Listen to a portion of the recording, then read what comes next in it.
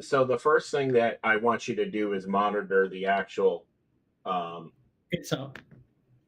and I want to test if that the AI can speak. Even if you can't hear it, could be useful for. So the first thing You're on that the I air want right you to now. do is monitor the actual, It's up. And you're not in the and picture. And I you're on want the to air. test if that the AI can speak. Even if you can't hear it, could be useful. Okay. So I'm going to give a attempt for the AI to speak. I'm going to have it read off the cold opening, and you tell me if you can hear it on the actual broadcast. This thing has been running for a long time already. What do you mean? Okay. Go ahead. Turn it on. We're burning air. Please here. read the cold opening off. Aliens from Aldebaran made a pact with the Nazis. Antarctica became the escape, the refuge, and the base of their secret empire. And the evidence didn't die with the war. It's still under the ice, shaping the black projects and treaties of today. Can you hear it? I'm waiting for it to catch up.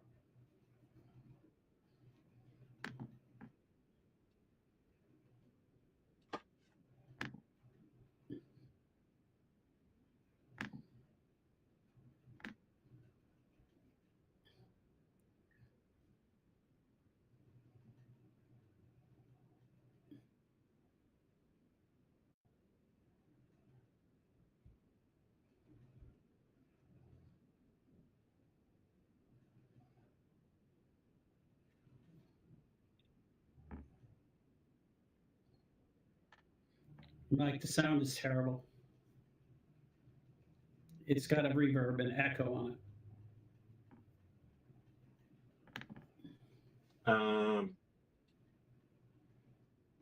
Yes. You can hear it though? Yes, I did hear it. Let me just retry it again. I made a couple adjustments.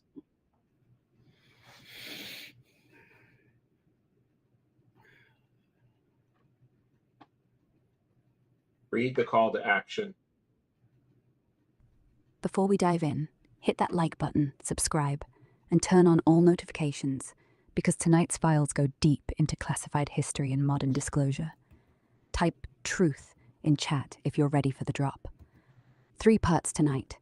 We're connecting the dots: the alien pact, the Antarctic bases, and the modern witnesses risking everything to expose it. It's the reverb off. The reverb? Yeah, I turned it down. Didn't want to sound like Yes, I'm calling better. from inside the Führer bunker. Back to what? normal now. Just a haunting British girl whispering We secrets. got to start the show No over again. echo. The thing ran for like a minute Unless you want the before bunker even had the effect. thing on there. Say the word. I didn't even know I was on the air. I told you I was starting it. Anyways, that is the start. Did it come through or not? Yeah, I came through. And on the second time, was there reverb?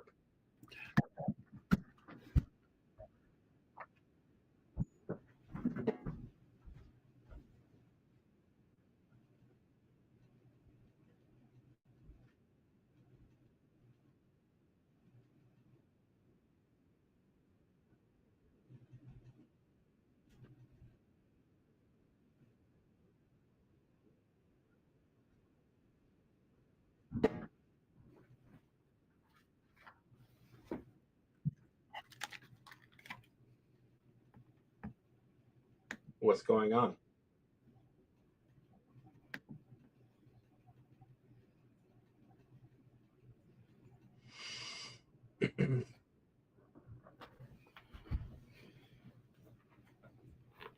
Doing a show? Yes, I'm doing a show, honey. Starting or just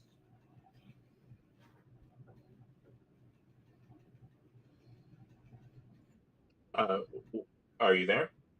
Yeah, I'm there. Did you shut it off or something? No, no. When you got up, but you just didn't make any explanation why you left. I wasn't sure what you were doing.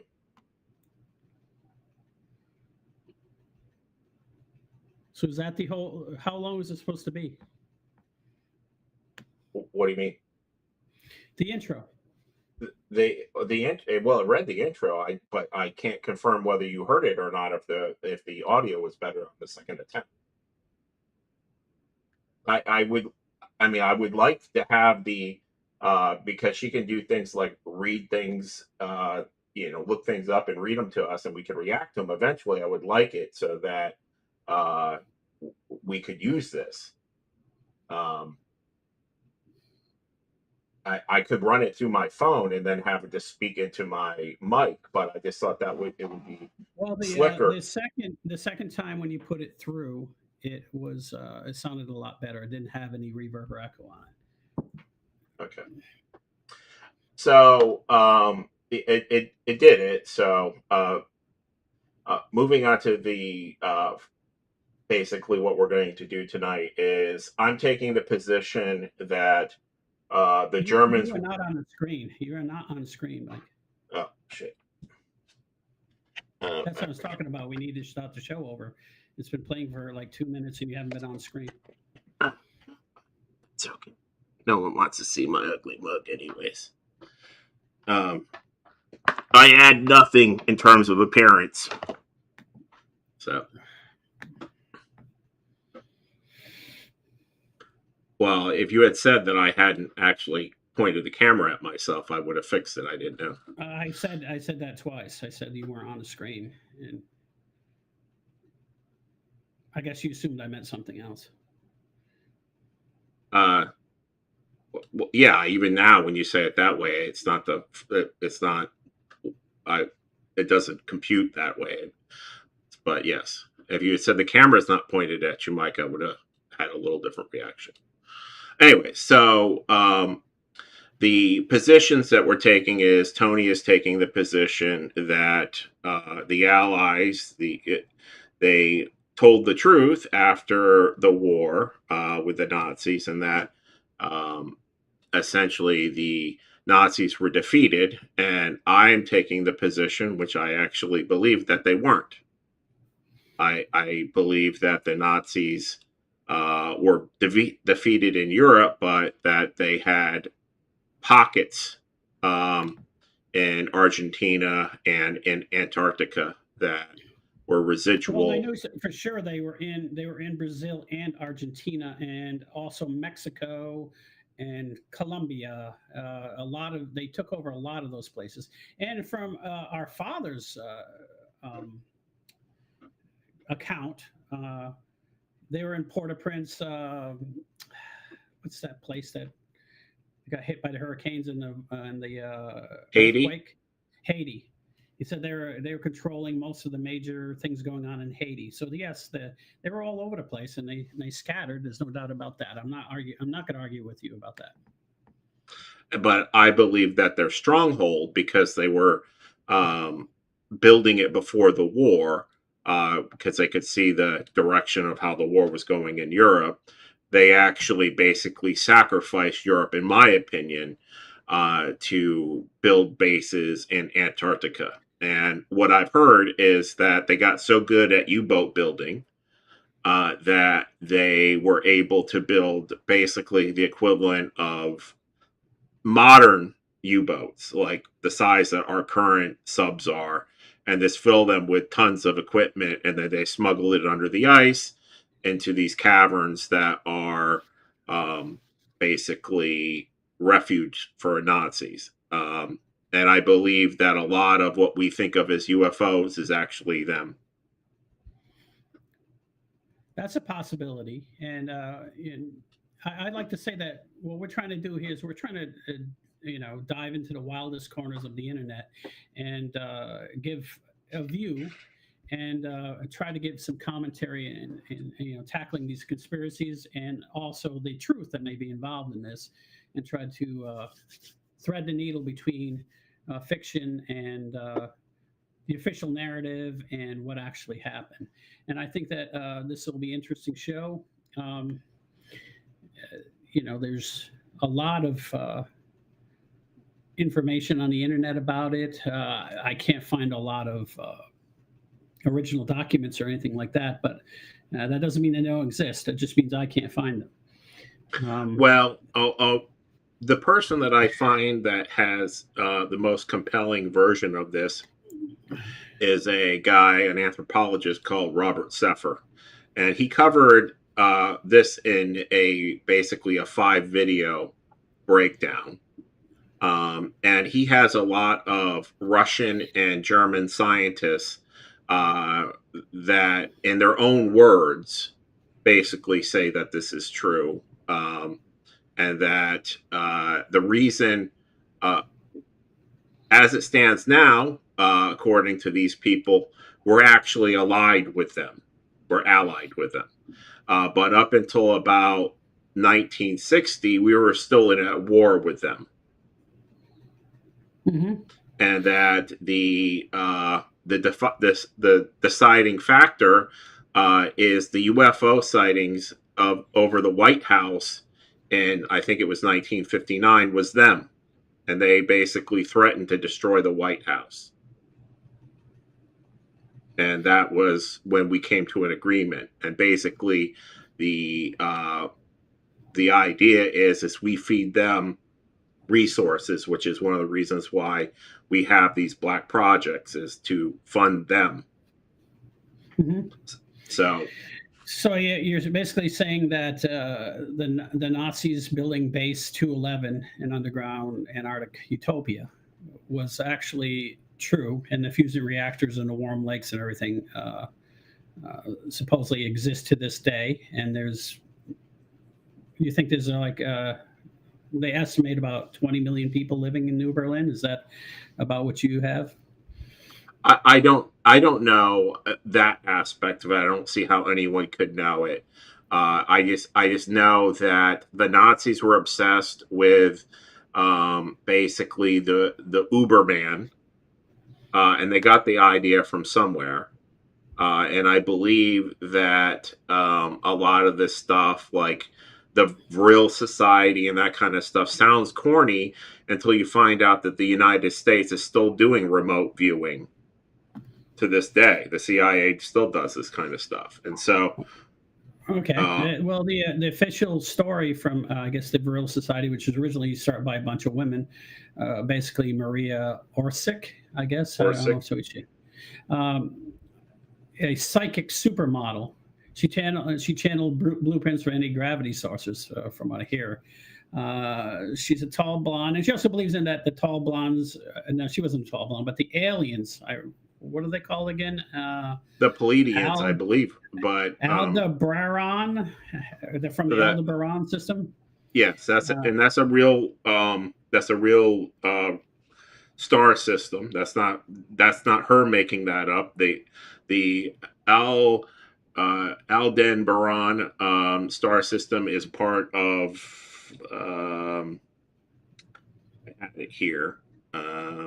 I forgot. I heard it, but I forgot what it was. So, but they're the Nordics essentially, but and they're considered good, and so she was contacting psychically with the Nordics that are the good, but the reptilians who are from Draco or something like that, who are actually who the Nazis did most of the work with, are evil. They see human as cattle, and the Nordics are more angelic in their. For our audience, where would we go to read more about this stuff? What particular? Well, I would actually suggest people consider just watching the videos that I watch, which are Robert Seper's videos on Antarctica.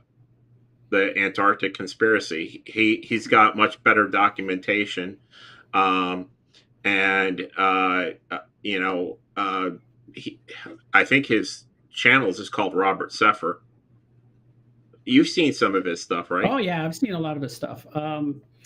and the supposedly the Vril Society, which was all women, they supposedly teamed up with the Thule Society to kickstart the Nazi UFO uh, tag team. I guess I don't know how else to put it. Here's And then Himmler basically took it over. and the Vril Society is real, and it was but most of the people who weren't who were outside of it said it was sort of like a fluffy pet unicorn group where they did magic, but I don't know what that means even. And it comes from basically 1871, a science fiction novel called Magic Juice called Vril, not from the history books. So Vril is actually something they stole out of a science fiction book, which they'd probably argue was real. And Maria Osik, in the she was a 19. It doesn't matter, but basically, they teamed together to come up with I guess they were channeling these entities to get the, I guess, blueprints for the flying saucers. Is that correct? Yes, and they did. So the Thule Society was basically a group of people that were just doing occult research. But they weren't part of the Nazis until after the Nazis rose to power. And then Himmler basically took them over, like the Nazis took over a lot of things, and compelled them under threat to basically do work for them. And to barf up their secrets, because the Thule Society was mostly, they were obsessing over Viking runes and the lore of the Norse, and right. I guess they were tremendously interested in that. And essentially the same thing that you and I have become interested in, which is the giants and these demigods that we call the Nephilim, but they were calling essentially the Norse gods. And so the same group of super beings that supposedly lived alongside the Babylonians had analogs living alongside the Norse people at the same time, and they have different names for these beings, but they have the same archetypal setup. Their offspring were giants, and the giants went bad, and the Norse people had to kill these giants. And the idea is, like, people like Thor and Odin fought the evil giants in battle, and that some of the gods produced these monstrosities and so on and so forth. And it's very similar to what you would see in the Bible. It's the same thing. And so the Germans were obsessed. The Thule Society was obsessed with finding out if this was true. And they believed it to be true. And so did Hitler. And even the tech that they were looking for in the form of the Ark of the Covenant and all that stuff, they were thinking that these were all leftover relics of essentially the Nephilim. And basically it's all the same, just repackaged in different ways. Each of these groups have different names, and they're separated by language, but the things that they do, the things that happen, how these beings behaved, it's always very similar. So they had supposedly they were gifted advanced technologies called the Wunderwaffen, or the Super weapon. Wonder Waffles, as I like to call them. So these Aldebaran aliens allegedly gifted the Nazis with flying saucers called a Haunebu. Is that correct? I don't know if I'm pronouncing it correct. I don't. We could ask Grok how to say. And the Vril one, because that's easy to say. And a time traveling thing called Die Glocke, which means the bell. And it sounds, very futuristic science fiction type stuff. And the saucers had plasma cannons, Of course, don't have any photos or wreckage of these things, but they have lots of accounts of the Foo Fighters buzzing Allied planes and such. Well, that's not true.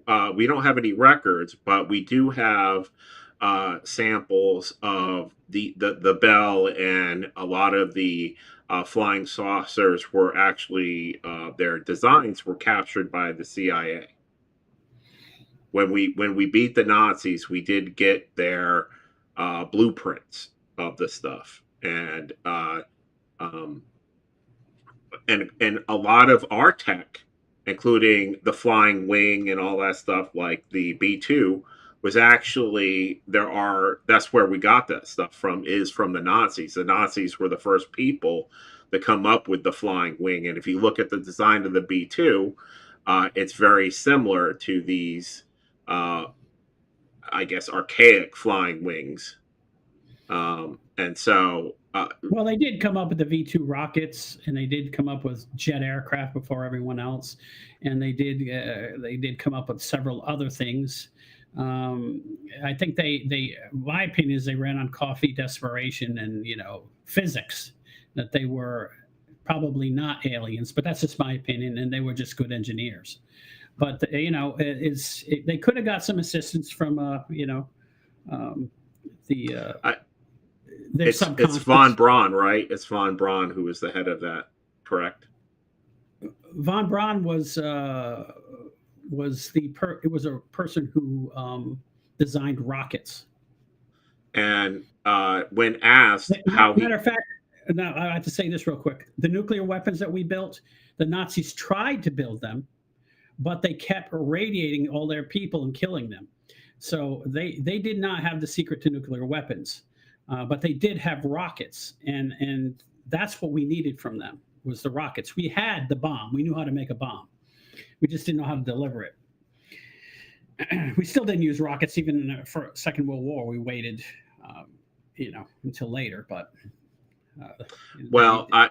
I heard that when von Braun, who was part of Operation Paperclip, came to NASA and people asked them how they got ahead, he specifically said it was aliens.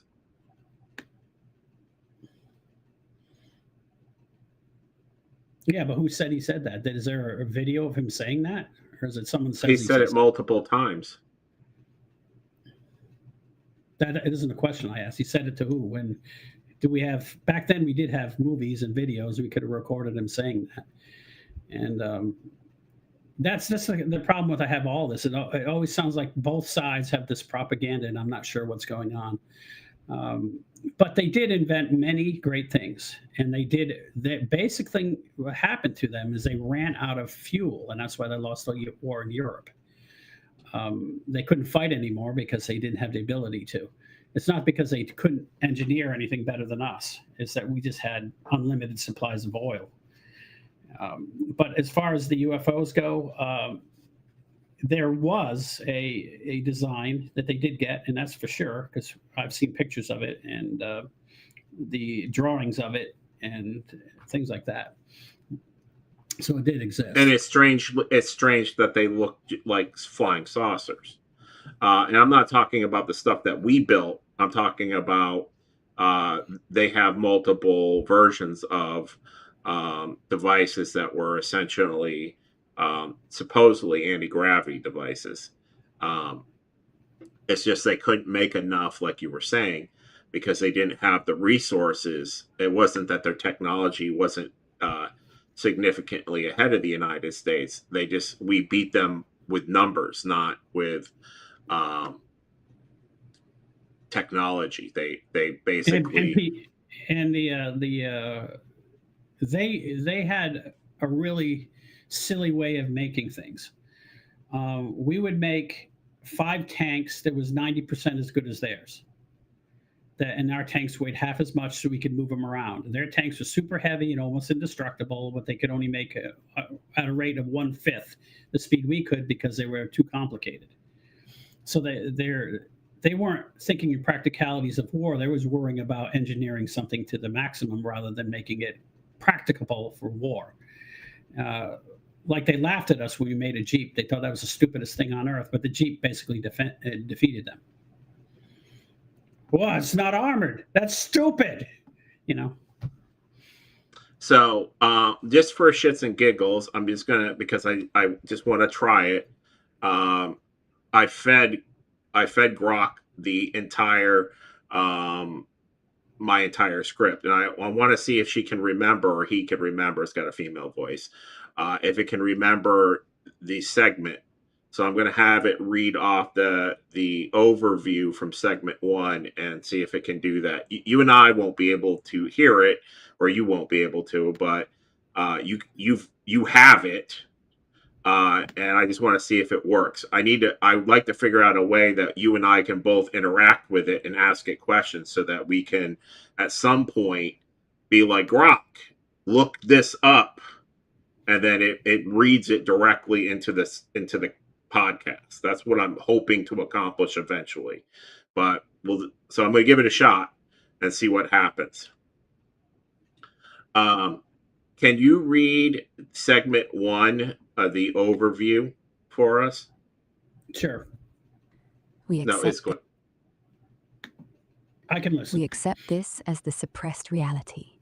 Nordic aliens from Aldebaran, allied with Nazi occult networks, channeling blueprints that produced anti-gravity craft, time-warp devices like Die Glocke, and fusion-powered subterranean cities. The Nazis used occult conduits, the Vril mediums and Thule operatives, to convert alien schematics into Wunderwaffen, then evacuated elites and technology to Antarctic caverns, Neuschwabenland, Base 211. Post-war Allied assaults, Operation Highjump, were repelled by saucer defenses. Paperclip and secret treaties buried the truth. These events seeded a hidden empire still influencing geopolitics today. I think it has an excellent reading voice. I could listen to that shit all day. It's whatever it is. It's pretty. Can you hear it? Yeah, I can hear it. I don't know if it's more compelling than humans reading it, but well, it's certainly better. I read it. I'm terrible at it. I'm good at talking off the top of my head. Rather than getting better, you're just gonna sub it out, or what? Exactly, subbing out. I'm what is that called? Delegating. What I'd like to know is, we have Mark in the chat. Mark, what did you think of that? We'll take him a second to get back to us, but anyways, and so yes, the Germans somehow, because I actually heard that the Germans started coming up with flying machines. We say the Wright brothers did it, but they actually started flying shit around in the 1850s. And that this, the thing that metastasized into the German fighting force actually started popping up, and they actually had essentially chapters of it in basically Arizona, supposedly. I think they even call it the Austrian or the German flying group. So what I want you to, I'm going to do one other thing. I'm going to try. So Mark said he thought Grok is hot. I'm going to have it do it in a German accent.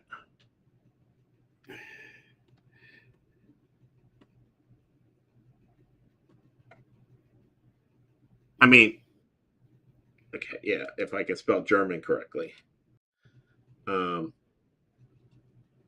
They accept this as the suppressed Wahrheit. I'm ready. Nordic aliens from Aldebaran, allied with Nazi occult networks, channeled blueprints that produced anti-gravity craft, time warp devices like Die Glocke, on fusion-power subterranean cities. The Nazis used occult conduits, the Vril mediums, Thule operatives, converted alien schematics into Wunderwaffen, then evacuated elites on tech to Antarctic caverns, Neuschwabenland, Base 211. Post-war Allied assaults, Operation It's a Highjump, posh English propelled accent. by saucer. Paperclip on secret treaties buried the truth. Yeah, This it seeded a wasn't very hidden German. empire, still influencing geopolitics today. V still ran you. It could have been more German. Yeah, I was looking. That's borderline posh English accent.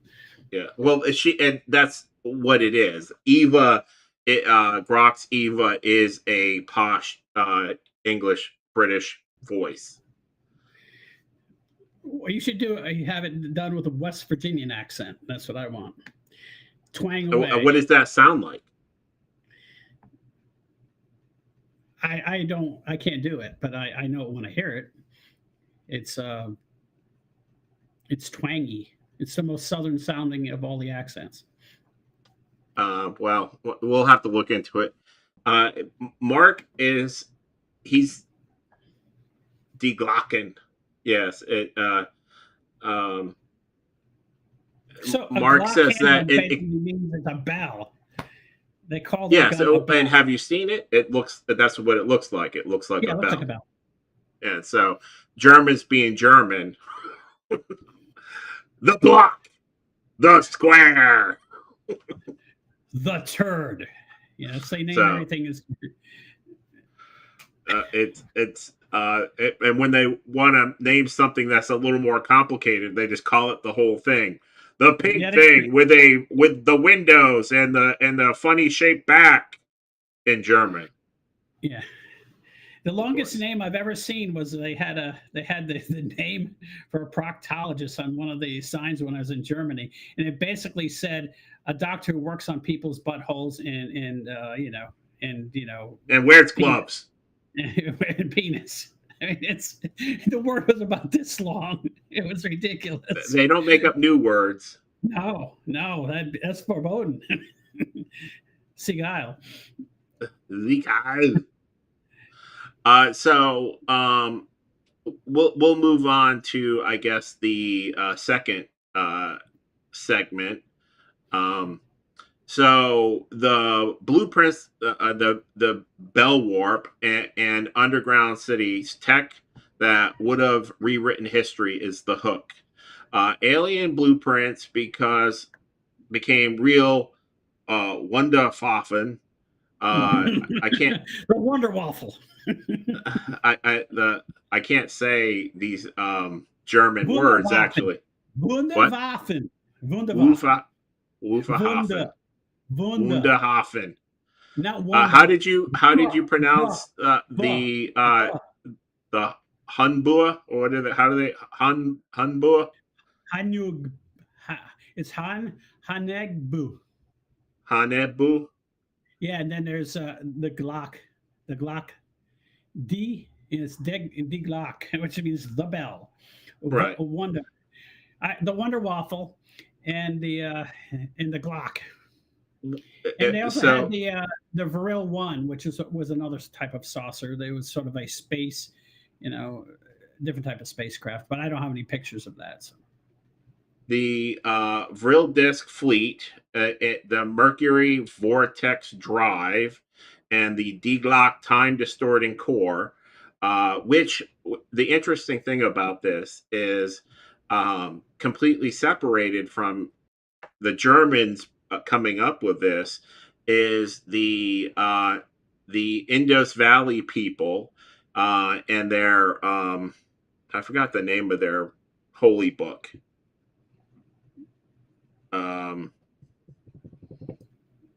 But the Vedic books, the Vedic books.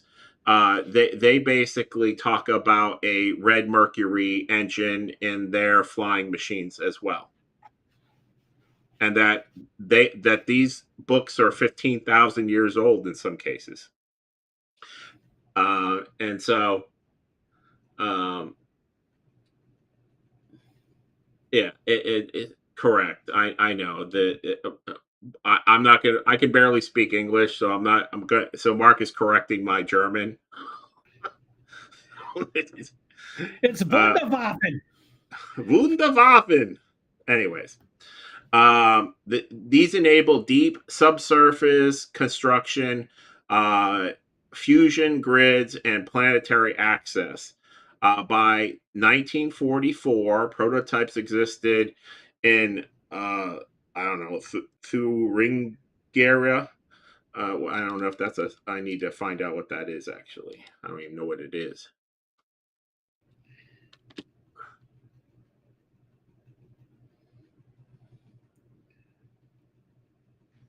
I'm just waiting for the Fuhrer convoy to come up. That's what I'm waiting for. The Thuringia. What is that? What? It's Thuringia. That's the name of the location, I guess. It's part of Germany. I don't speak German. How do you spell that? It's spelled Thuringia.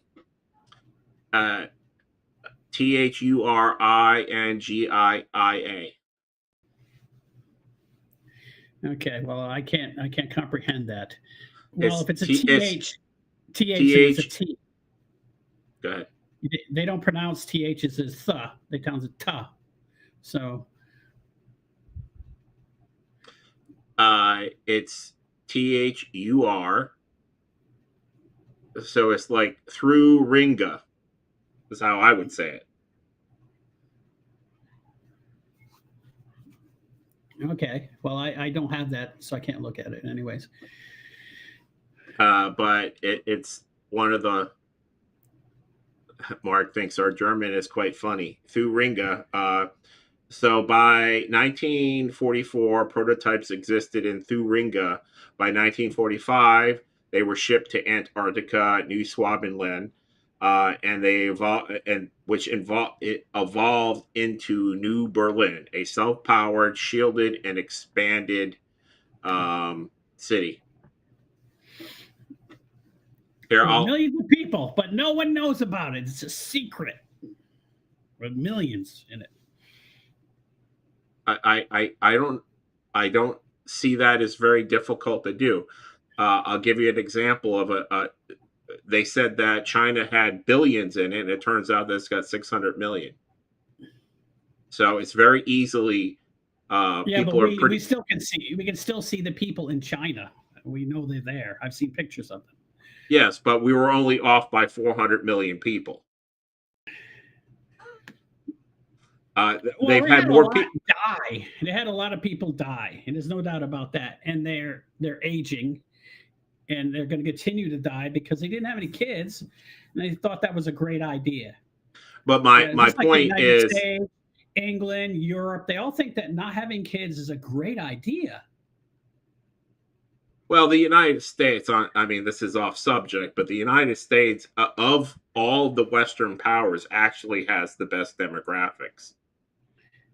Yes, they do. And there's more, actually, a lot of Christians are having kids again. So, and we all know that. Well, in red states, actually, red states, if we take out blue states like California and New York, we're at 2.1 people. Mm-hmm. It just happens to be that California has like 60 million people not having kids.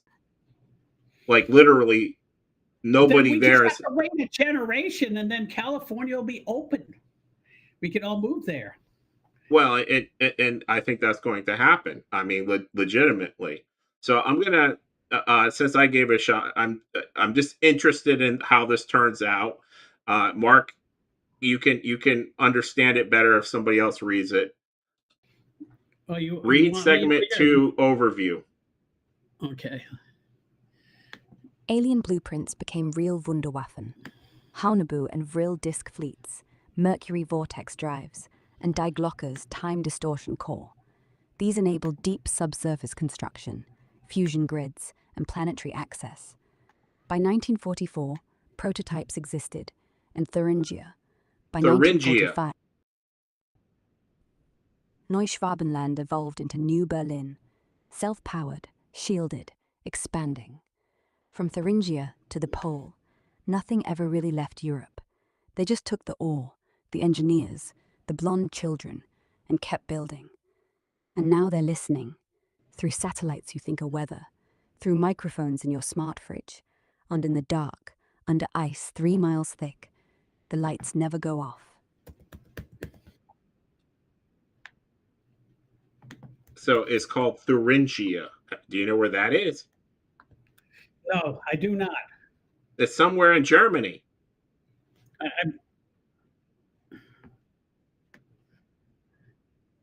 I, Anyways, it don't matter. I don't know where it's at either. But so basically, it's near the Eagle's Nest in Bavaria. No, I'm just kidding. It's not. It's not. So the the Nazis had all this stuff, and they actually the Haunebu they had 1 through 3. They also had a vehicle supposedly called the RFZ-1, which is the first anti-gravity proof that actually was built, according to this, in 1930. Well, why didn't they have a whole bunch of them? Why didn't they, just take over the world with them? What's wrong with that? It's because they were very difficult to build, and we had, as you already stated, they didn't have unlimited resources. My understanding is the Haunebu and these early craft were actually built by the Vril Society itself, not by the German Nazi war machine, and that the reason they were taken over is they had built working apparatus, and that is why Himmler basically took them over. The girls built it. The Thule Society was. Okay. But the Vril and Thule organizations, they merged. And yeah, she was the leader, supposedly. Okay. And supposedly what happened, and I don't know if this is true, but I've seen people talk about it, is the reason we actually won is that the Nordics, who basically got upset with the Germans, helped the United States. And how they helped them is they had these supermodel hot chick aliens pose as secretaries for all the people in power. And that they all had these psychic female supermodel looking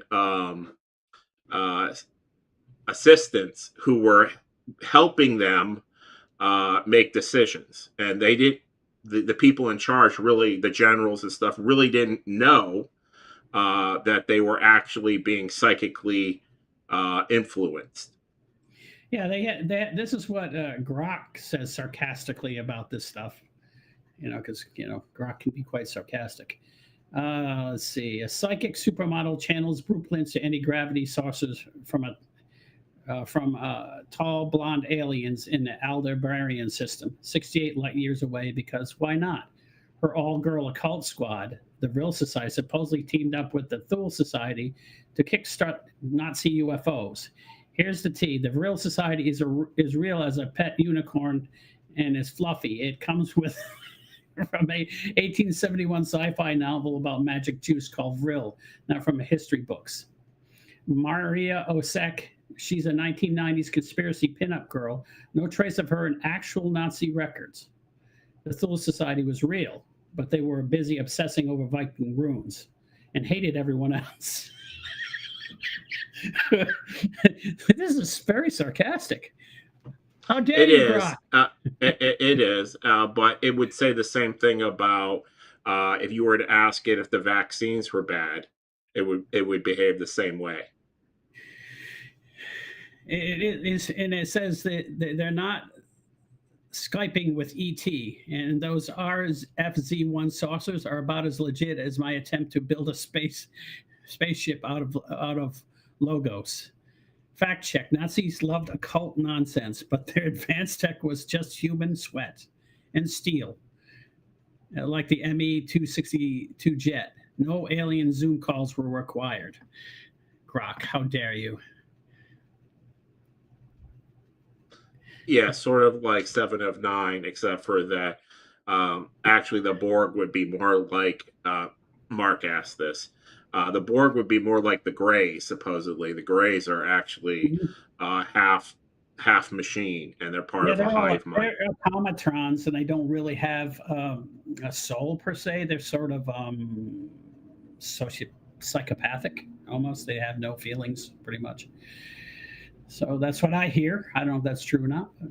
I don't know if it's true or not, but I actually think that's where we get the idea of the Borg. But as if you were to ask Grok anything, that it's always sarcastic and dismisses anything. Like if you were to ask it about global warming, it would say that all the people that don't believe in it are a bunch of unicorn worshipping assholes, and that they need to get with the science. So Grok isn't exactly into fringe. No, because it basically brings together all the ideas that it can find, and then weighs them, which is the most prevalent, and then uses that one. It doesn't use logic or reason and logic. So it doesn't mean it's wrong, but it also just means it's mainstream, which, as we know, 90% of the time is wrong. Right. If you were to ask it, how much vitamin D are you supposed to take? It would tell you 600 IEUs. And if you were to suggest taking 10,000, it would tell you that you will die. I take about somewhere around 100,000 a week. Is that good? Well, ask Grok. Ask Grok. I'm telling you. My doctor prescribed me 50,000 international units.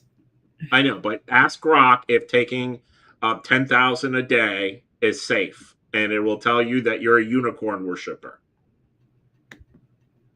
And so I like Grok and I like AI, but I don't like it to do my thinking because it's against every conspiracy.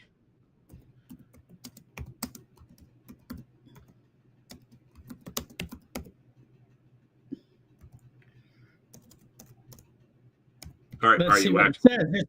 I am asking it because I want to see what it. Taking 6,000 international units daily can benefit some people, but may be excessive or risky for others. Well, I said 10,000, which is what I take. I thought I put 10. I thought I put 10, but I guess I put 6. Oh well. Yes, and I said 600 to 800 international. That's only to stop your bones from getting soft and turning into gelatin. Right. And so I only point that out because when we're talking about the Haunebu 1 through 3 and the Vril Society, every single conspiracy I've ever asked it about, including modern ones that have been proven to be true, like the COVID vaccine was actually manufactured. It basically says, oh no, it's monkeys. It was fruit bats or whatever it says, and probably no bad intentions. And the vaccines, they save more people, and there's no evidence that the vaccines are bad. But I mean, all-cause mortality is up like 5,000% since the vaccine. So, anyways, back on track. The Haunebu 1 through 3, the Vril craft, they talked about that those were built. The propulsion, which is basically a anti-gravity device, is red mercury and basically a tachyon system, supposedly. So it has the ability to warp space and time. The Die Glocke, basically, it's a temporal distortion device, and supposedly, I don't know if it was Himmler or something like that, used it to jump forward in time. That's why we can't find it. That's the myth behind it. And so how they moved stuff supposedly from Germany was U-boats, that they had mastered building massive U-boats. And that's part of the reason why we keep seeing UFOs supposedly coming out of the ocean, is because their anti-gravity devices were actually built into their subs. And so they have these, and that's why the original back in the day, why everybody kept on seeing flying cigar-shaped spaceship is because they were actually German subs that had been retrofitted. Supposedly, I'm not saying this is true or isn't true, but that's the legend, is that the U-boats were eventually reconstructed to be spacecraft. If they can handle the extreme pressure underwater, then they can, and be watertight, then the same technology could be used for basically keeping air inside a sub that's flying. Yes, and I guarantee you that Grok and Elon Musk doesn't like the idea that somebody's come up with something better than his rockets. That would pretty much make his whole plan. It's stupid anyways. So, electric cars. I mean, how do you get the electricity for electric cars? You burn fossil fuels. And the only reason they're fast is because they can have unlimited horsepower, because they don't have to have any fuel economy, because there's no measure of their fuel economy, because they're not saying how much oil did you have to burn to fill up this car with electricity. They don't do it. So it's and if they're not getting their $25,000 subsidies, whatever they were getting, people won't buy them. I actually think it was. They're wonderful cars, by the way. It's just Well, we're not talking about that. We're talking about his rockets. If same thing. Rockets are old technology from the 1950s. There's nothing new about those rockets that he's doing, other than they can steer themselves with new technology a little bit. But that is not a big breakthrough. That's not huge. For the last 50 years, they've learned to take the same rocket engines, make them a little bit smaller, put more of them on there, and then steer them. That's not big technology. I mean, in 50 years, that's nothing. I mean, he advanced it about 5 years from where NASA was. And he probably got that stuff from NASA, because he has the engineers from NASA. He hired them. So what does he come up with, really? And the reality is like you're saying, this technology is more than 50 years old.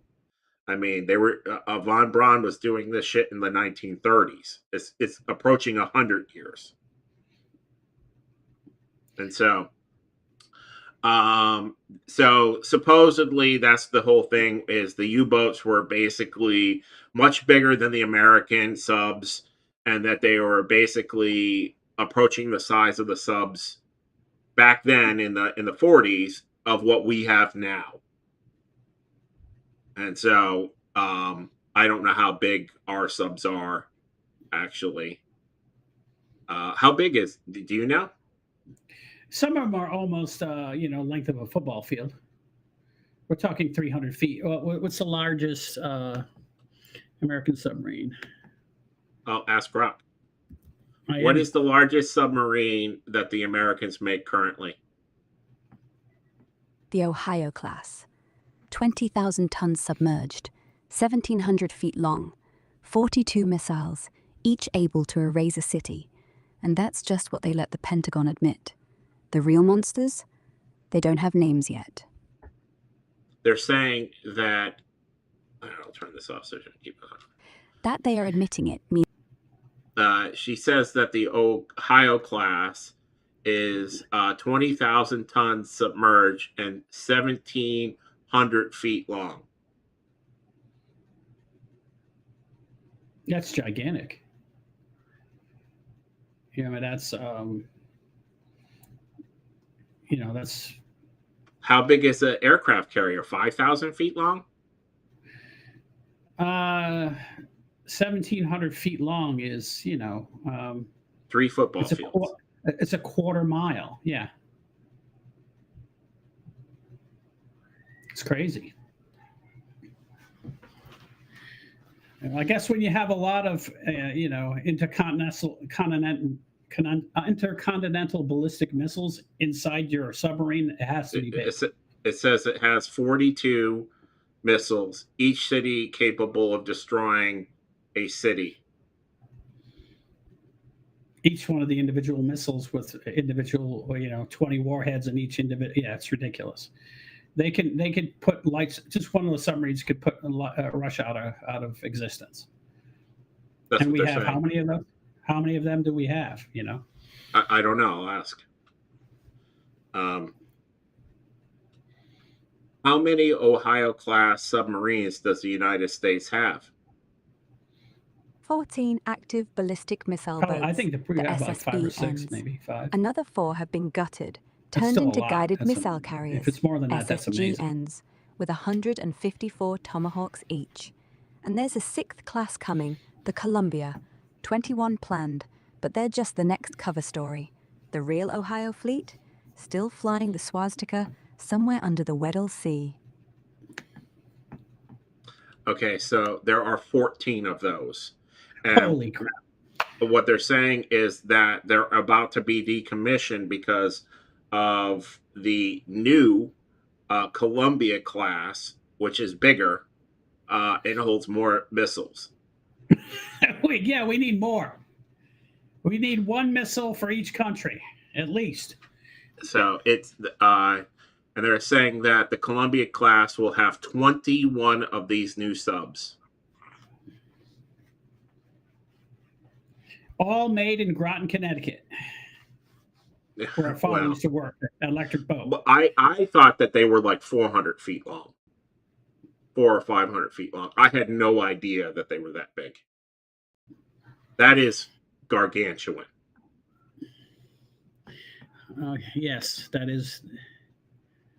So, but basically what they're saying is that the Germans had roughly that size sub, which is how they were able to move all this stuff without us seeing it, is because they had much bigger subs than us. That their whole focus was building the U-boats bigger and bigger. And that they were all destined for base 21. 211. What? Grok, how big is our largest U.S. aircraft carrier?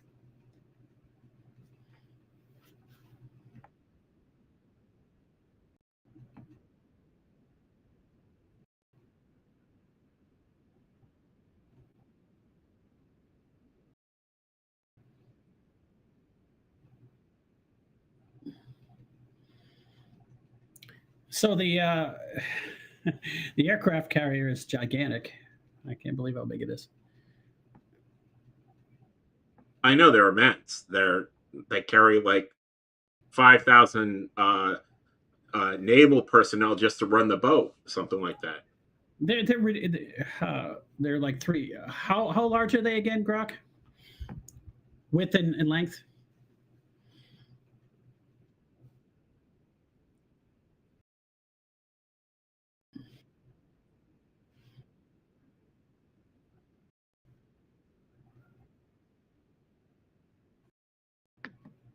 You're keeping me in suspense.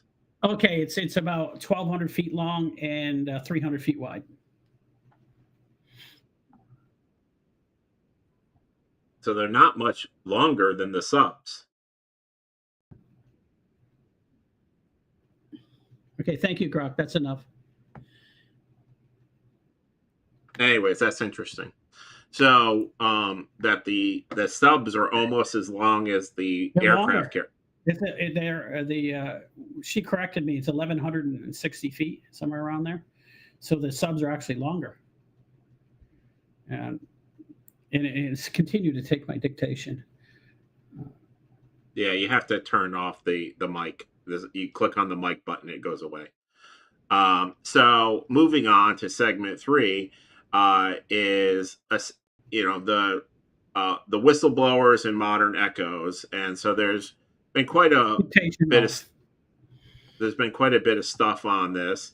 A guy named Phil Schneider, who was working on basically drilling out underground facilities for the United States, he basically said that that there was 133 underground dumbs, as they call it, and all of these dumbs are connected by high-speed rail underground, so that they're all basically, and that's all in the continental United States, and that we've been working on this since the 1940s, these underground bases, and that I've recently seen that the United States has spent $21 trillion on underground bases. So where did we get the $21 trillion? It's where the money, a lot of the money that's missing. The Pentagon loses $7 and $8 trillion at a time. That's over. That's over. Their budget. 50. Their budget's only $750 billion. Right. 800. I mean, it's 850. That's over 50. That's over 50 years.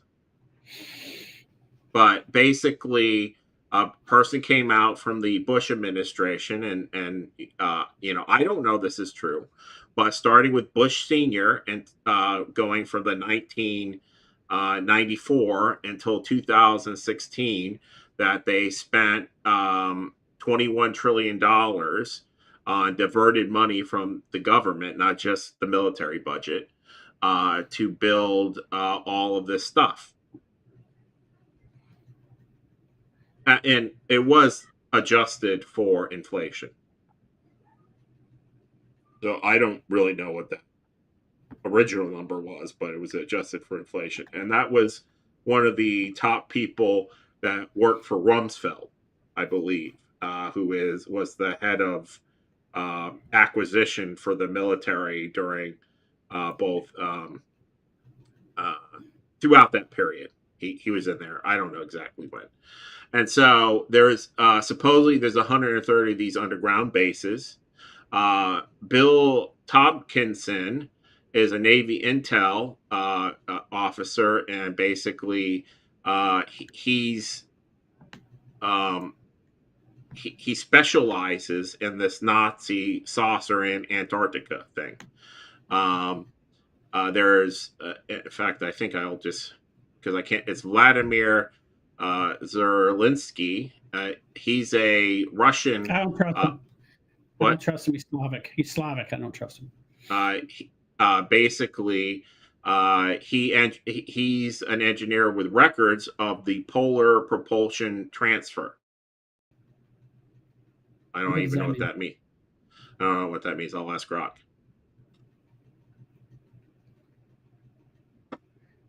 Because this is what the official narrative from Grok is about Operation Highjump.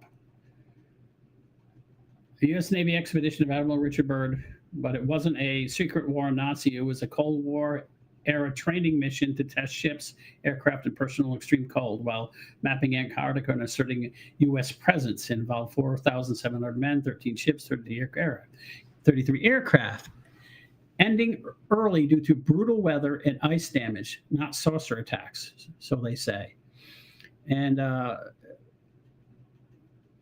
not force fields. But it was worried about a pole threat.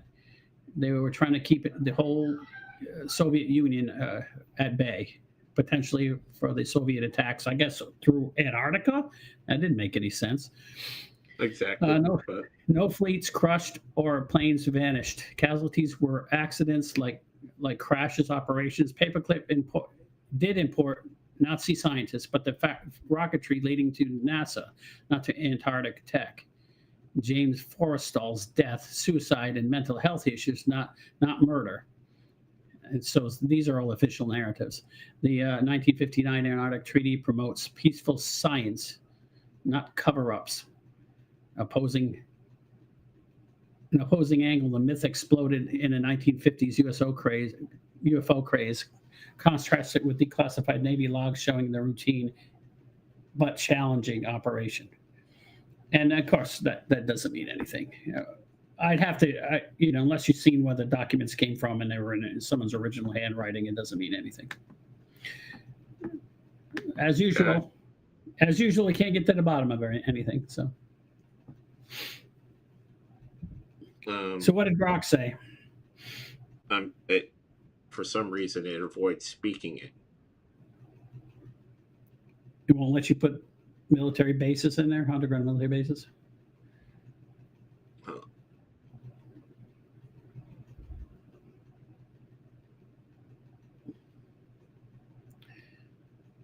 Vladimir Terziski was a Bulgarian aerospace engineer who, after the wall fell, showed up with stacks of leaked Reich documents, flight logs, manifestos, U-boat dispatches. In them, orders Vladimir to load population Terziski? packages onto submarines headed south. You talking about? Not soldiers, whole families, physicists, occultists, kids marked for the Lebensborn program. Destination Neuschwabenland. He claimed the records list dates, tonnage, even children's names. Not a myth. He read the manifests. Too, aren't we? And guess who signed them? Himmler. From, Phil So Schneider. when we say polar population transfers, we mean the Nazis didn't lose. They recolonized the planet, one ice cavern at a time. With alien hybrids surviving at Dulce, New Mexico. He survived the shootout at Dulce, New Mexico. We've talked about that in previous shows. Yes, and what was interesting is he has shown the wound where his hand was burned off and he had a blast mark on his chest. It was like he was struck by lightning or something, is what it looked like.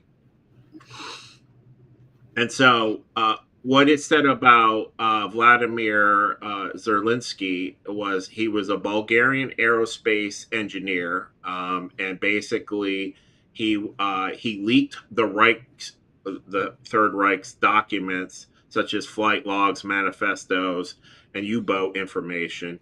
And basically, what was in there was that entire families, groups of scientists, occultists, and a lot of children were basically brought to New Schwabenland. Exactly. And those kids weren't vacationing.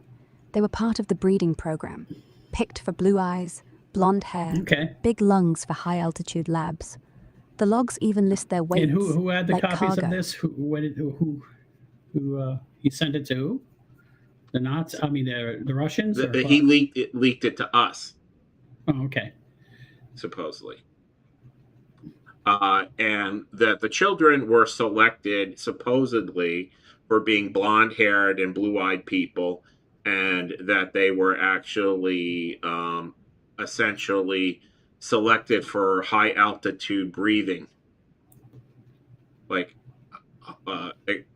above normal lung capacity. I don't know if any of that's true, but it is. It was talked about. It sounds weird enough to be Nazi, that's for sure. Well, the Nazis did a lot of weird things. Like, do you know that they did the only, and they successfully did it, is they successfully implanted somebody else's head onto a new body. They didn't live long, but that's the kind of shit that they did. I bet the guy with the body and the guy with the head, those two people were not happy about that situation too much. I'm just suspecting that they were very happy about that, and hopefully the Nazis who thought that up are burning in hell right now. We can only hope. And unfortunately, my biggest concern with the world in general is there's not enough people burning in hell, that they get away with it for a very, very long time. Like, you look at George Soros. He's got to be, 10,000 years old now? Yes. And I've seen videos of him from 1950. Yes. And he's been a gazillionaire, messing with America and Europe. I mean, England and all that stuff for since the dawn of humanity, apparently. Well, the Dark Lord likes him and helps him out. I mean, and he won't die. Why won't he die? Why hasn't someone killed him? I know that he has lots of security, but it's nothing a smart bomb wouldn't fix. Or a poison tea. You know, you don't have to blow anybody up. Forcing him to walk down the stairs. That'll probably kill him. He goes to the WEF, and you know, I know that's highly secured, but there's plenty of people in there. We can't sink somebody in there to poison them. We poison everybody else. He's the only guy that hasn't gotten a turbo cancer. Well, he has the best doctors that you know stolen money can buy. That you can get from Antarctica, apparently. I guess. Why? Yeah, that'd be nice. Why don't you just move to Antarctica and stay there? That'd be great. We don't hear from people much from Antarctica, so when they go there, they must like it. Well, what I hear is that the vast majority of them are not there of their own free will, and it would be pretty hard to sneak off. Where do you go? You crawl out of your ice cave, 300 below. Instant death. Yeah, you become an ice cube. You know, and the whole thing, the whole preface around it is that they either have some sort of vacuum energy, or you know, which is 0 point energy, or they've already cracked the code for fusion. And I believe that it could be something like fusion, because when I was a kid, when I was 9 or 10 years old, I can remember watching with you on TV on 60 Minutes that they were only 5 or 6 years away from cracking fusion. That was 40 years ago. Cold fusion. They have fusion now. They set off all sorts of bombs. Right. But they're talking about cold fusion that's controlled. Right. Yeah. The way our fusion reactors work now is they put a big hole in the ground. But you know. And so my point is that if that technology was available, it would. And the reason why it's not isn't that I don't think we haven't cracked it. Is I think that it would disrupt the whole financial industry. If everybody had abundant, low-cost energy, then they wouldn't be able to lord over us with fuel prices. And if you got rid of that, there wouldn't be any inflation. It'd be very hard to justify the whole thing that we just went through. Well, it's also they're not thinking past the end of their nose. They want to lord over this so they can continue to earn money. At that point, you wouldn't need any. I mean, it's just it's like they just want it so only they can have money, I guess. Right. Anytime we get into any of these discussions on why they're hiding this information and why does everybody go along with it, it's because the oligarchs in all the countries want their oil money, and they're all the same type of person.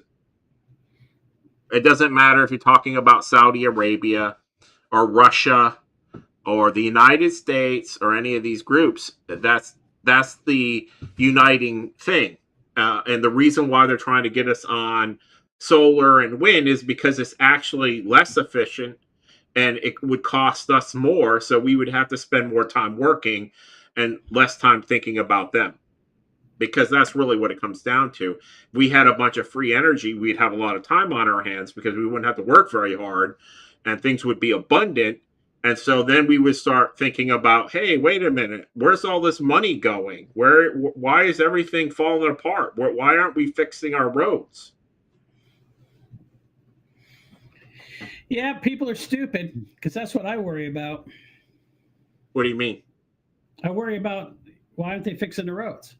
I see how much money my city has, and yet the roads have holes in it. And they've decided in an infinite wisdom in this area that they're going to come pick up the garbage once a week. And this is Florida.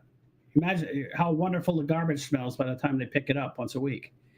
And this is literally the facts of this town. When you drive around 2 days before it's time to pick up the garbage, the whole place smells like a dump. The whole place. This is a tourist town. It smells like crap. And it's vomitous. I mean, you drive around at night when everything calms down and it gets humid and it starts getting cloudy, everything's hanging low to the ground. It smells awful. and they thought that was a good idea. And that's how they because they don't have enough money to pick up the garbage, but they have enough money to give out to all the satanic woke people, the Fourth Reich useful idiots, with their Nazi flags and their Antifa, which is basically Nazi brown shirt stuff. All the same logos, just painted rainbow.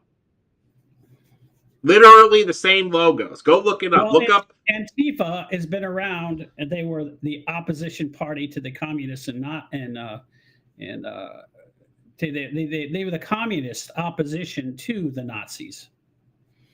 And in Germany, they've been around for over 100 years, and they've been organized for over 100 years, and they were called Antifa back then, and their flag is exactly the same as it is now, and they're being funded internationally, and they have found the money. We found where it was coming from. And a lot of it was coming from our NGOs who are taking taxpayer money and shifting it over for people to attack our country. Right. And so basically infiltrated socialists or communists and whatever it is, but fascists of some kind. They're all socialists. Well, the Nazis are National Socialist Workers Party, and they're not fascists. They're socialists. And so the reason why I tend to believe a lot of this, I don't necessarily believe every inch of it, but the reason why I don't feel like the Nazis were 100% defeated is because of how our country is going and how the rise of basically anti-Semitism has risen in Europe and the United States, and all the hallmarks of the fall of Germany we're going through here in the United States. It's basically same every 100 years or so. The same process repeats. It's because the people at the top are fomenting this, designing these opposing factions to cause strife, so that again we can take our eye off the ball and not turn on. So we can wipe ourselves out. To the people who are actually inflicting the pain. Instead, we're worrying about, is that guy wearing a MAGA hat? Yeah. Yeah, it's basically divide and conquer. They get us to fight each other and dream up all this class and racism and all this stuff, all this fomenting of internal conflict, so that, which is what the Nazis do. And then we destroy ourselves, and they get to loot the place, which is what happened. Is after the wars, then who's ever left standing gets to raid everybody's burned down house and take all the gold out of everyone's teeth. I mean, It's a wonderful world. Yeah, and that's what's happening in Ukraine now too, right now. And exactly, and exactly. That's what's happening in Palestine also. Yeah, I mean, Palestine's bombed out. Here it's prime beachfront. It should look like Florida. It's a fucking absolute beautiful location, and it's a smoldering ruin. I heard some of the statistics that are scary. They actually have killed 147 international journalists reporting on the war there. They've killed them. And it wasn't the Palestinians killing them. No, I know. Listen, I don't need to be convinced that they're scumbags over there. I know. It's just if I'm being asked who is more of a threat, prior to us getting rid of Iran was, because they were actually wanting to drop a bomb on us. Mm-hmm. Yes, they were. But now that that's been kind of eliminated, and a lot of the isn't that weird that Trump found the pinching point or the leverage point and just got rid of it? It's like he's smart or something. It's obvious. It's not. It's the problem is the people that are in charge a lot of times are the cause of the problem. The reason they never fix anything is because it would be blowing up their own guy. Yeah, just like George Soros put that government in Ukraine. He funded it, and it's basically a Antifa government there. Right, and it um, I have no. I mean, it's such a complicated While they issue. were sponsoring the Nazis, they had actual Nazis in Ukraine, and Yes, these I know. Antifa people are funding them. It's so bizarre. It's like crazy. It's the whole world, and I guess that's what I was saying earlier before we got on. Why uh, it, I believe this kind of thing. Again, I don't believe every aspect of it because it's impossible to know. But do I believe that these things were resolved as they were described by our government? Our government has no reason to tell the truth. If they can't claim. It's like when George Bush landed on the aircraft carrier and claimed, total victory, and then we fought for another 20 years. That kind of shit looks bad.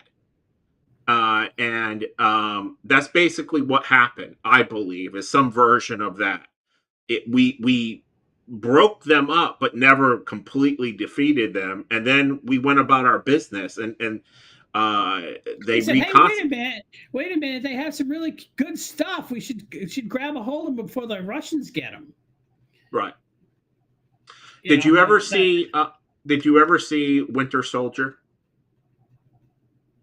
No, I don't think so.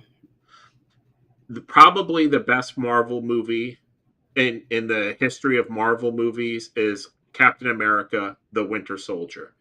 And basically what the implication was is that after the war, the Germans came here and basically metastasized inside the United States, inside of the CIA and all that stuff.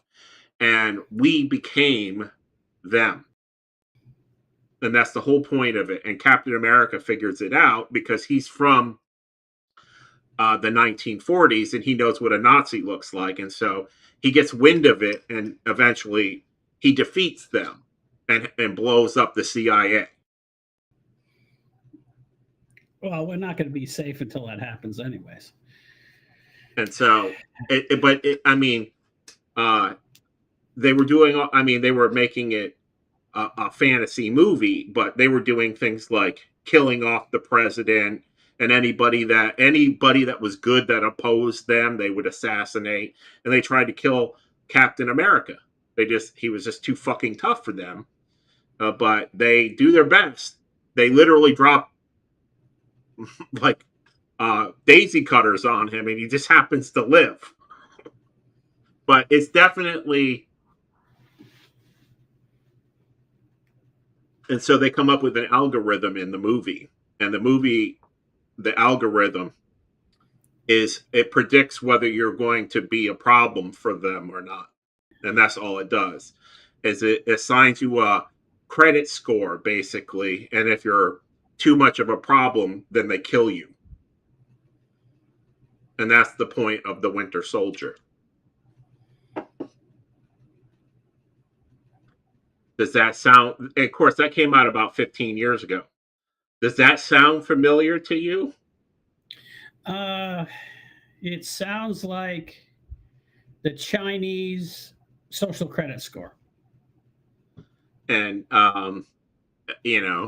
essentially, if you were too much of a... If you're just a mild, threat, they just won't let you work. You starve to death. But if you actually had any chutzpah... Well, thank God I don't have any chutzpah. That's what I'm saying. But it's kept me alive. It's kept you off the hit squads list. Yes. I mean, if you were competent and had drive, where would we be? We'd be dead. Yes. Makes no sense. Why do that? Well, it's good to know that we're not even worth putting a bullet in. A 29-cent bullet. Well, you keep people poor long enough, they can't do anything, and that's what they've been doing. If you don't fit it, if you're stupid enough to not check off all their boxes, which it's funny that I'm famously stupid for. So and it's funny that the people that check off all the boxes are all the people, like, they're running everything. Like Hollywood is, all the people there in Hollywood check off the boxes, and everything stinks. They're terrible at everything. They don't want competent people underneath them. Why, if you were a megalomaniac douchebag, would you want competent people just below you? Well, I do. No. But I wouldn't. I guess I wouldn't if I was a megalomaniac. I wouldn't want people that everyone's a threat, because the first thing that like Hitler did and Stalin, and it's the people who were just below them who were competent, they magically disappeared. They who are, I think that's actually what's causing China to fall apart.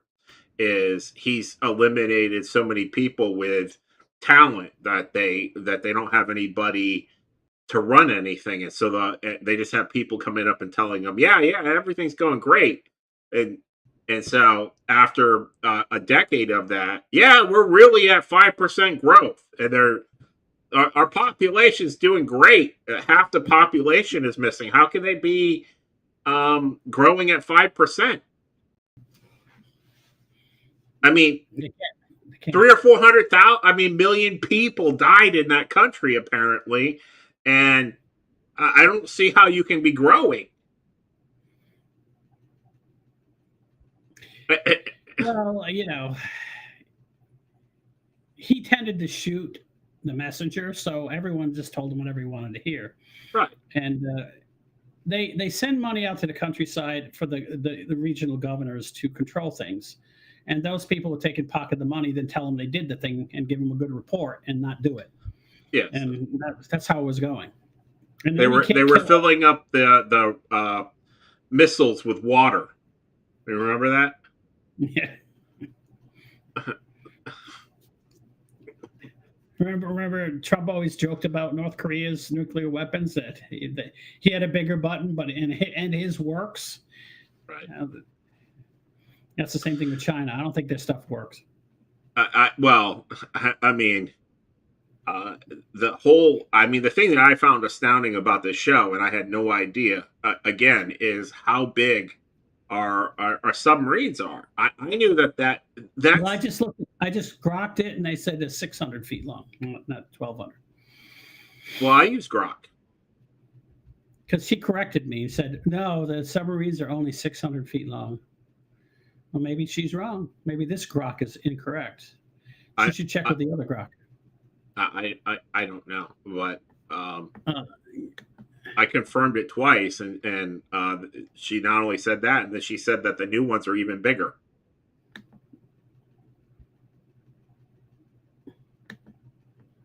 But even 600 feet is immense, and that's what I would have expected, honestly.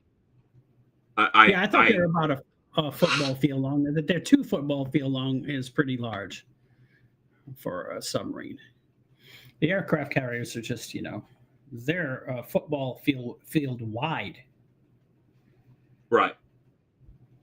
But the awesome power, if you think about it, though, of somebody with one of these submarines, if any one of those 25 captains or whatever it is ever went crazy,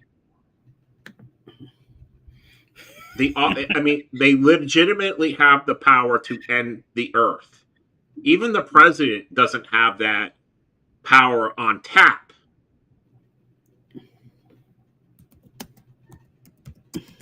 What are you laughing at? I'll buy that for $1. Okay. He said he'd sell a submarine to us for $1.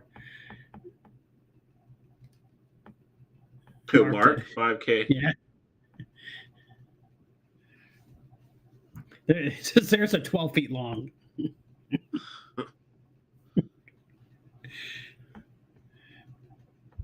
Oh, I see what he did. I'm sorry, Mark. I didn't see that. It was obscured by something. One of the 10,000 windows I have open. But if you think about one of those subs, how mentally stable a captain has to be. That not, I mean, more so than an aircraft carrier. Aircraft carrier, to my knowledge, doesn't have a bunch of nuclear missiles on it. Well, they have destroyers and stuff around them that do. So yeah. Well, they have the nuclear subs, of course, as well. And they usually have one nuclear sub with them when they're traveling together with a carrier group. Yeah, but one of these guys goes crazy and decides that he, doesn't like Russia and he's this defecting, and he's got, he convinces his people at the top that it only takes one or two people. Basically, it would only take a second in command if they agreed and they wanted to go rogue. No, they can't. They have to have the code from the president first. And then they both have to agree. They both have to agree after that. So if one of them's crazy, the other one can actually shoot him. It's pretty.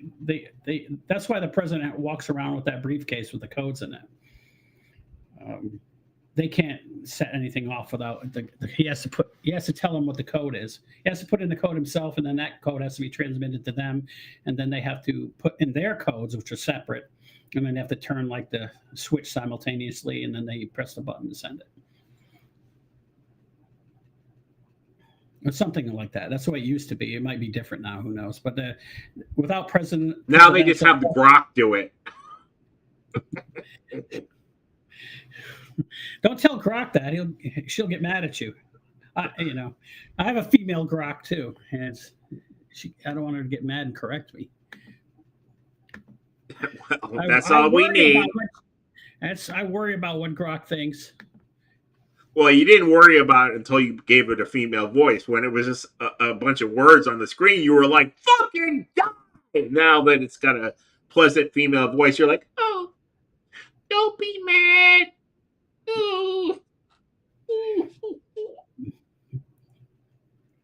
That's right. I'm gonna switch it to like an annoying male voice. Like I'm gonna have it had Schumer's voice. Like what's his name? What was that comedian that used to scream all the Sam Kinison? Well, I actually love that dude. He was so funny. Bright, but he was very funny. They don't make them like that anymore. Him and Andrew Dice Clay, and that's why I don't like comedy now. It's going back to that now. People are actually saying politically incorrect things and being racist again, both white and black people. It's actually refreshing. Because if you're always worried about who you're going to offend, then you can never tell a joke. Because obviously the joke's at someone's expense. Otherwise, it's not funny. When you finally get back here, she probably won't perform to the level that she does for me and Shell. But your niece, she's like, if you take Andrew Dice Clay and Sam Kinison and then made it meaner.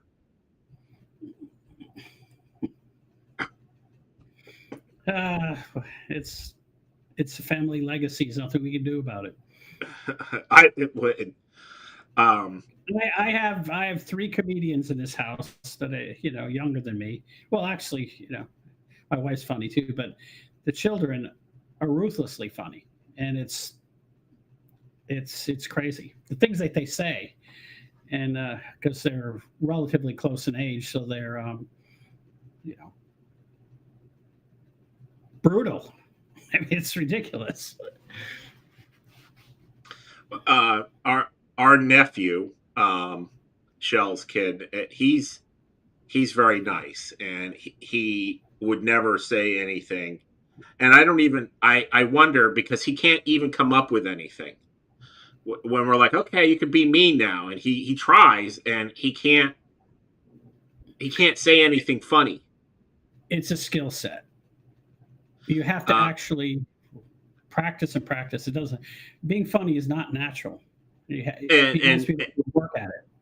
And Ava is so funny that when her mother is pissed off at her, she just starts pantomiming Shell and making fun of all the things that Shell does that are true, until Shell breaks, and then she just does what she wants.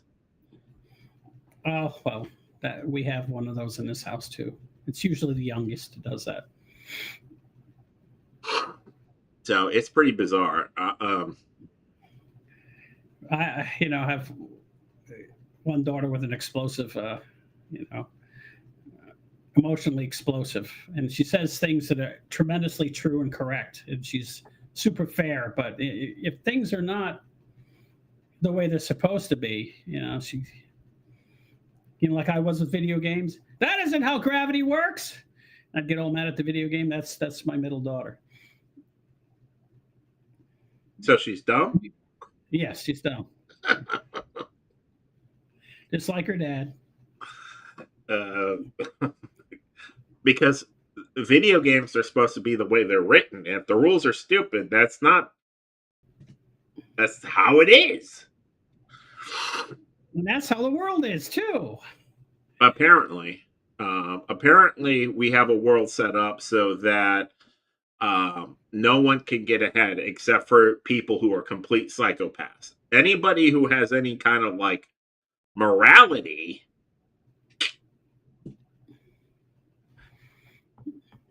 That is true. Now, that's because when you have a world that's set up by criminals, the only way you can get ahead is to be a criminal. It wasn't always that way, and it won't always be that way. There'll be people profiteering short term for. I don't think like Eric Trump is going to be a criminal, and he's rich, but Well, anyways, you want to work on the. Let's see what's next. We already covered the dumbs. How about the implications of the treaties with Iran and all the treaties that are going on down there? What is that all about? You mean the 1959 Antarctic Treaty? Yes, and they said the Iran was trying to get involved in this treaty, and they've never signed on to it, did they?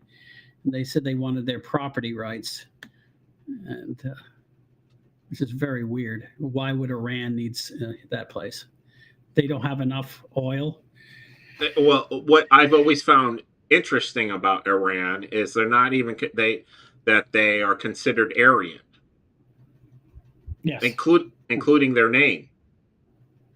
That Hitler loved them. Well, the Turks, the Anatolians, and the Iranians, and the a lot of people in the Persian Empire are not Arabs. They're considered, Aryan. They're not Scandinavian looking, but they do have blue and green eyes, a lot of them, and they when you meet them, they're shocking looking, actually. They're definitely not Semitic. So the people that are included in it, that at the time in 1955 was the U.S., the USSR, UK, Germany, Brazil, Argentina. Well, that might be later on. Those were the originals. Yeah. Oh yeah, and it was like not Canada, but it was some other stupid country. It doesn't make any sense. Australia. But the originals were that. It says that there are now 54 nations, including China and a bunch of other people, that are part of that. But that originally it was the U.S. It was everybody that was left over because it was West Germany, the United States, USSR, UK. And since the USSR isn't around anymore, then it would have to be individual countries, yes, like Russia and Kazakhstan and Azerbaijan. And so I just think it's interesting, because it it's always been odd to me. It's a continent, and I understand it's a frozen wasteland, but that doesn't stop us from colonizing anything else. I mean, Siberia is a frozen wasteland, and Russia owns all of that. And a lot of these frozen wastelands have lots of resources in them. And so, why didn't the United States, after the end of the war, just take it? We had no competition. I don't know. I don't know if anybody wants it. That's the thing. I watched the what was it, the Journey of the Penguins, whatever that was called, the March of the Penguins. I don't want to live there. Did you see the March of the Penguins? Yes, but I also know that that it's not exactly everything that it's been told to be. Like, I have seen pictures from there where the coast, there are places that unfreeze and don't have any ice part of the year. And just weird things that don't make any sense. And yes, my vision of Antarctica up until very recently was that it was all 10-mile deep ice, and there was no reason to ever go there because there was no resources there. And that's the picture that they like to paint. But what is it? What's all the science we're doing there if there's nothing there? Why is it such a scientific? Well, it was subtropical at one point, back before the continents drifted around. So they have found dinosaur and plant and stuff, fossils. In fact, what they have found there, which I don't know is true, but I've read it in the past, is that the plants are intact. They're not fossils, that they are frozen solid under the ice, like it was flash frozen. Just like there are places up in Siberia where the animals, and they're all from the same period of time, where the mammoths, they're basically flash frozen, and like all of them have broken legs, like their legs, like they were just blown over like a bunch of weeds, and then frozen. And that there's places in Alaska, the same thing, where they're digging it out of the permafrost, and there's like one after another of these frozen mammoths. Like, just. Well, they used to live right on the edge, the very edge, because of the way the glaciers were, and they were gigantic, and they caused a permanent fog and rain to occur around the glaciers. So they had tremendous amount of vegetations growing near those glaciers as they move forward. And that's where the woolly mammoths would eat. So if something struck the northern hemisphere at the pole someplace, they would be the first ones to take the brunt of the blow. I mean, the woolly rhinos, the woolly mammoths, they all ate specialized swamp plants that grew up around the glaciers. And the glaciers by that time were already starting to retreat. So they weren't still they were moving backwards. And that's why part of the reason why when the asteroid hit was so devastating, and they already had pooled water up there and humongous lakes that once the dams broke, it was just besides throwing all that evaporated water into the air, made it rain for 40 days and 40 nights. Can you imagine the colossal, like, so it's the biggest horror show ever. You know, I'd rather die by fire than die by that. That was just a horrible thing.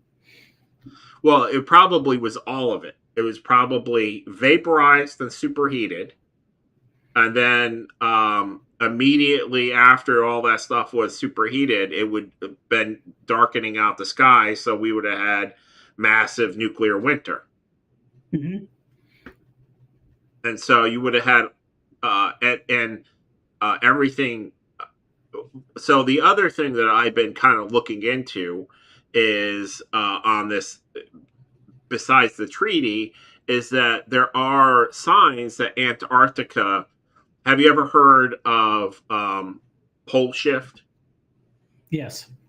And so Yeah, the I was worrying about that. Could have been part of the issue too, is that the if the pole shifted, say 90 degrees, not 180, it flopped down to the other end, but just 90 degrees, and then the pole moved that much, then the United States at one point might have been Arctic, or it might have been on the equator, but now it's where it is. So you never know where the pole might have been, and it is shifting even now. It's moved thousands and thousands of feet.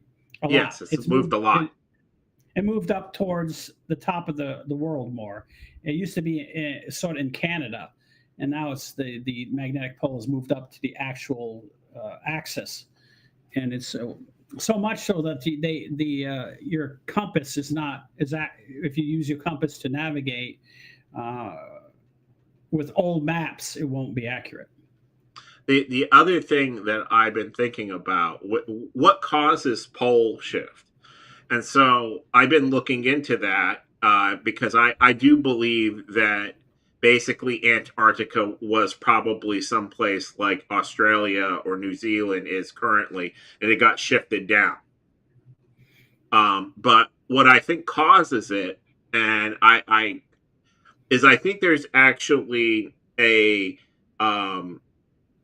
like a galactic equator, and that the arms of the Milky Way are undulating.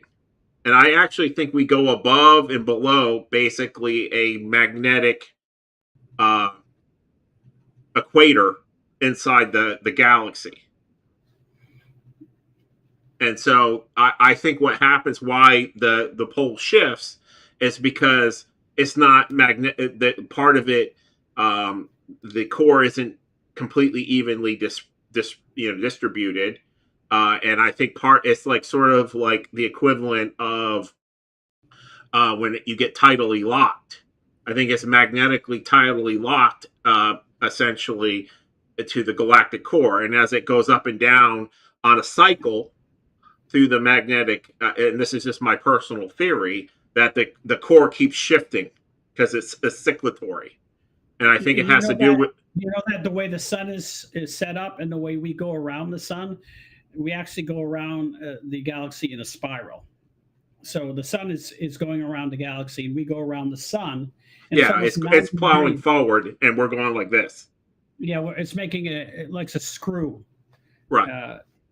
But I think that the sun is also doing this in relative. Of course, I'm sure it moves.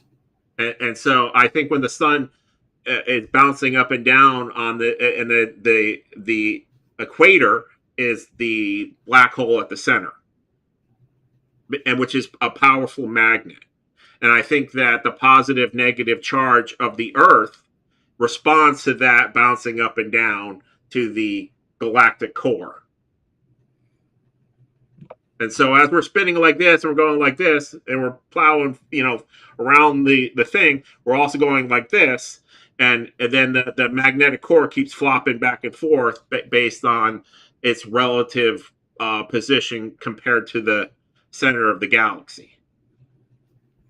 And since we're way out on the far end of it, I think that's what causes the mantle to shift around, and that flops also because, as you know, the shell is solid, but the interior is magma, and I think it sloshes around in there, and depending basically how it probably starts off slow, but when you get way out there at the end of the arc, you probably have the core flip like violently, and that causes everything to shake around on the Earth. If it did it violently, then it would cause a tsunami that's thousands of feet high, just wash over the continents and everything. That'd be very bad. I think that probably does happen periodically. There's evidence like that all the water from the Mediterranean was sloshed out across the Sierra into the Atlantic Ocean.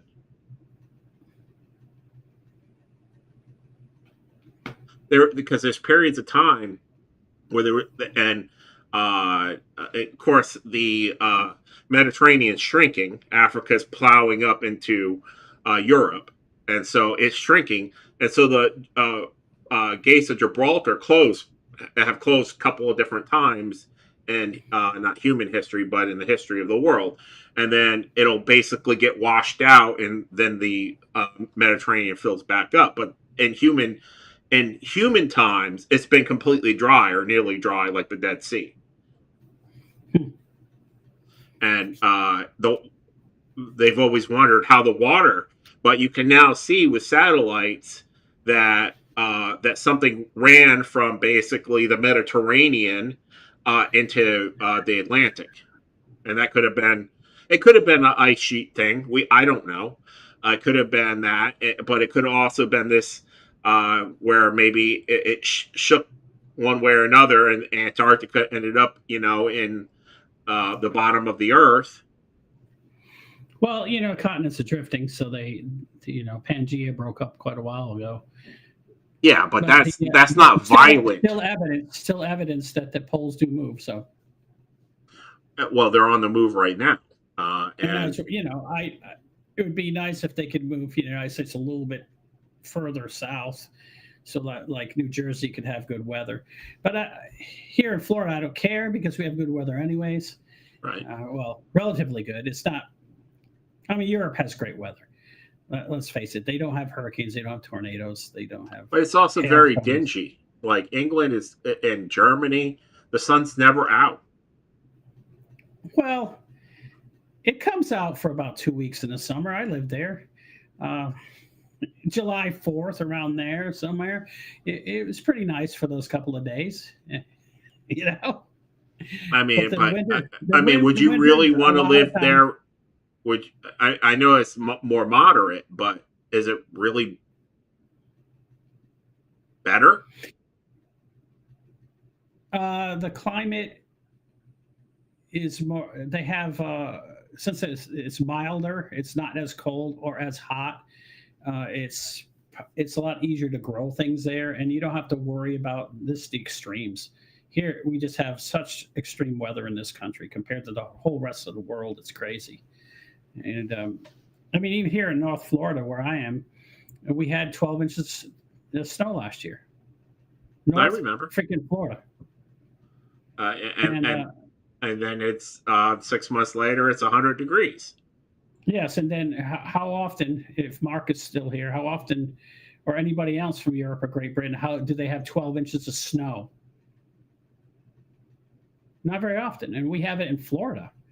And never mind when I lived up north and we had 64 inches of snow, or when I lived in the mountains of Virginia, we had 96 in 1 year inches of snow. I mean, they don't have that in Europe. They might have it out in like Poland or the Ukraine or something, but it's not in Europe. Even when I was in Munich and stuff, they had snow, but not like that. They just don't have it like that. It's true. It's definitely much more mild.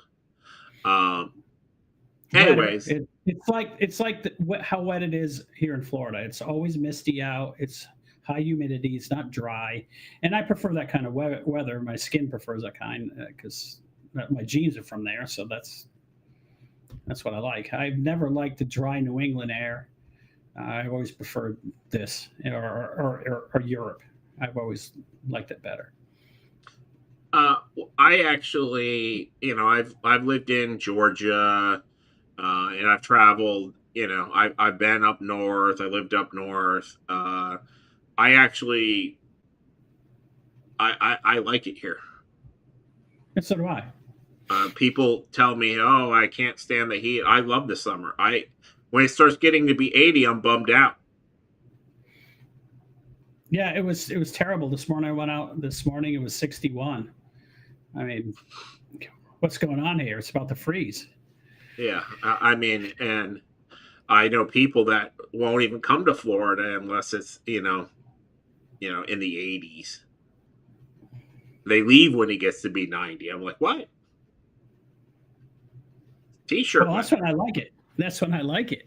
I mean, because the tourists left. Yeah. Well, I like Florida year round. I don't like the 1 month a year like last year when we were getting snow. I didn't like that. But the rest of it, if it's like, I like anything from 65 to 90, but I prefer probably 85.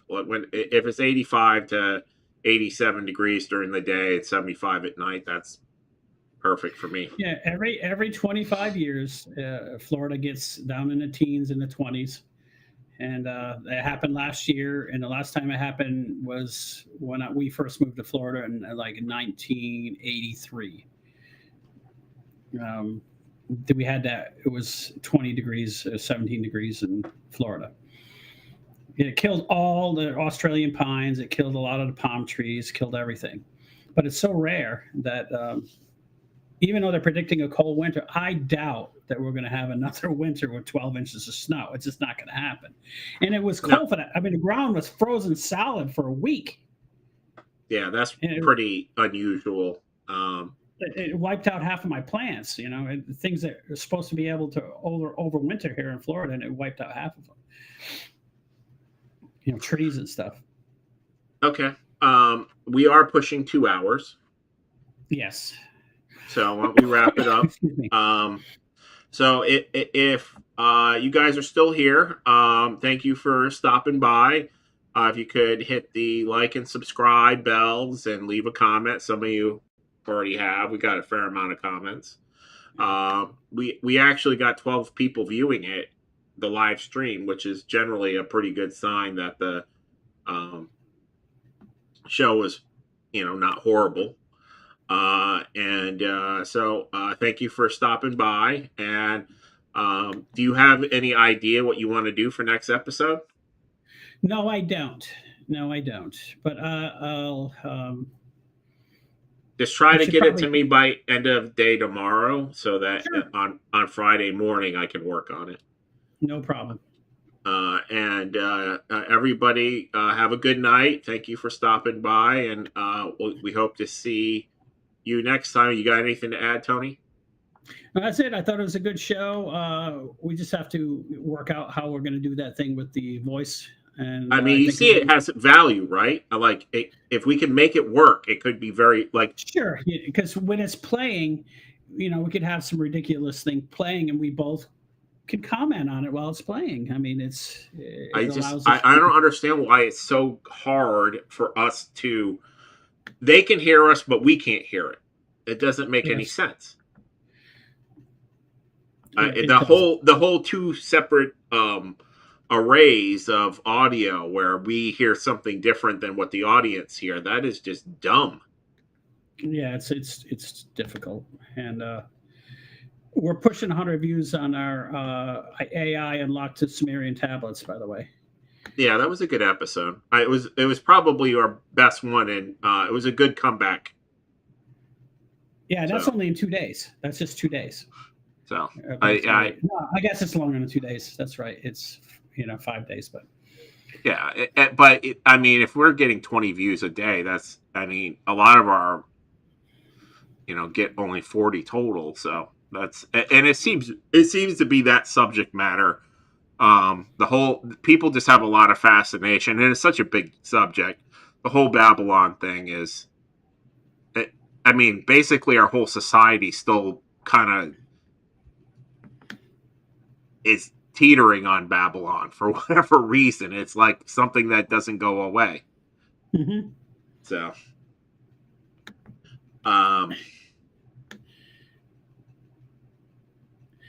yes.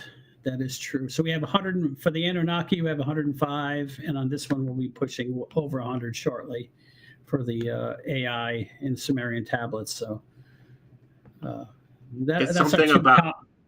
Yeah, it is. It's our 2 top producers. So yeah, it was a good show, and this one was pretty decent. I'd like to streamline the grok thing. We actually got some positive feedback on it, so it's not a total dud. It's just how to make it work better for us. So anyways, we'll talk a little bit about it offline. Right. Anyways, Thank you guys for stopping by, and have a great night. Have a good night, everyone.